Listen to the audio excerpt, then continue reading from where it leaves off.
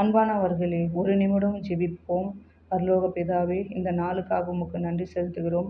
இந்த செய்தியை கேட்கும் ஒவ்வொருவரையும் உமது கரங்களில் ஒப்படைக்கிறோம். அவர்கள் சந்திக்கும் கஷ்டங்கள், கவலைகள், கண்ணீர்கள், பாரங்கள் அனைத்தையும் நீர் அறிந்திருக்கிறீர். ஆண்டவரே, அவர்களின் வாழ்க்கையில் உமது சமாதானத்தையும் ஆறுதலையும் ஆசீர்வாதத்தையும் அருளும். இன்று மனம் சோர்ந்திருப்பவர்களுக்கு புதிய பலன் தாரும்.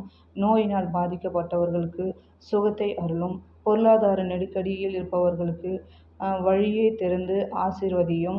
குடும்ப பாரங்கள் அன்பும் ஒற்றுமையும் பெருக செய்யும். தேவன் உங்களுக்கு சொல்லும் வார்த்தை, பயப்படாதே, நான் உன்னுடன் இருக்கிறேன்.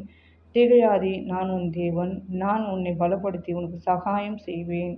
ஏசாயா 41:10.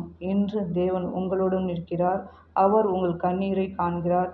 நீங்கள் ஜெபித்து கொண்டிருக்கும் காரியத்தில் அவர் செயல்படுகிறார். விசுவாசத்தோடு அவரை நம்புங்கள்.